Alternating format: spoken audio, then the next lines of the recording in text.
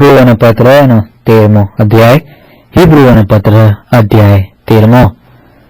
ભાઈઓ પરની પ્રીતિ જારી રાખો, તરુણાગત કરવાનું ભૂલો નહીં, કેમ કે તેથી કેટલાયે અજાણતા દૂતોને તરુણા રાખ્યા છે. બંદીવાનોની સાથે જાણે તમે પણ બંદીવાન હો તેમ સમજીને તેઓને સંભાળો, અને તમે પોતે પણ શરીરમાં છો, માટે જેઓના પર જુલમ ગુજારવામાં આવે છે તેઓને સંભાળો. સર્વમાં લગ્ન માન યોગ્ય ગણાય અને બીછાનું નિર્મળ રહે, કેમ કે દેવ લંપટોનો તથા વ્યભિચારીઓનો ન્યાય કરશે. તમારો સ્વભાવ નિર્લોભી થાય, પોતાની પાસે જે હોય તેથી સંતોષી રહો, કેમ કે તેણે કહ્યું છે કે હું તને કદી મૂકી દઈશ નહીં અને તને તજીશ પણ નહીં. તો આપણે ખાતરીપૂર્વક કહી શકીએ છીએ કે પ્રભુ મને સહાય કરનાર છે, હું બીશ નહીં. માણસ મને શું કરનાર છે?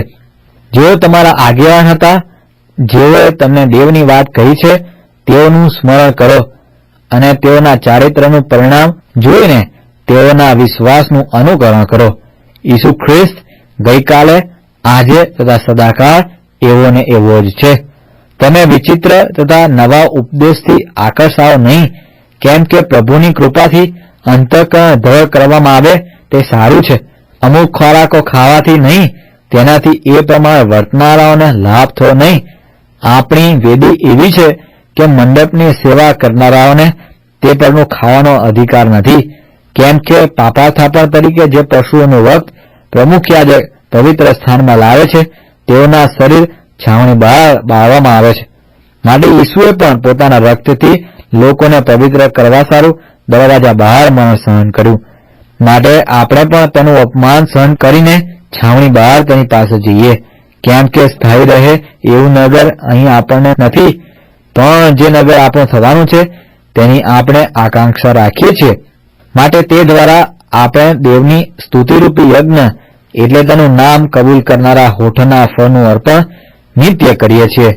વળી ઉપકાર કરવાનું તથા દાન વહેંચી આપવાનું તમે ભૂલોમાં, કેમ કે એવા યજ્ઞોથી દેવ બહુ સંતુષ્ટ થાય છે. તમે તમારા આગેવાનોની આજ્ઞાઓ પાળીને તેઓને આધીન રહો, કેમ કે હિસાબ આપનારોની જેમ તેઓ તમારા આત્માઓની ચોકી કરે છે. એ માટે કે તેઓ આનંદથી તે કામ કરે, પણ શોકથી નહીં, કેમ કે એથી તમને ગેરલાભ થાય. તમે અમારે સારું પ્રાર્થના કરો, કેમ કે અમારું અંતઃકરણ નિર્મળ છે એવી અમને ખાતરી છે, અને અમે સઘળી બાબતોમાં પ્રામાણિકપણે વર્તવાની ઈચ્છા રાખીએ છીએ. એ પ્રમાણે કરવાને હું તમને ખાસ આગ્રહપૂર્વક વિનંતી કરું છું, એ માટે કે હું તમારી પાસે વહેલો પાછો આવું.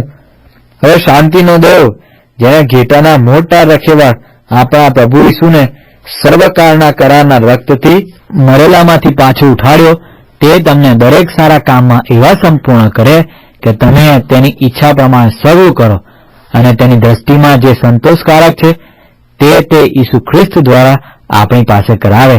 તેને સદા સર્વકાળ ગૌરવ હો. આમીન. ઓ ભાઈઓ, હું તમને વિનંતી કરું છું કે તમે આ મારા બોધના વચન સહન કરો, કેમ કે મેં તમારા ઉપર ટૂંકમાં જ લખ્યું છે.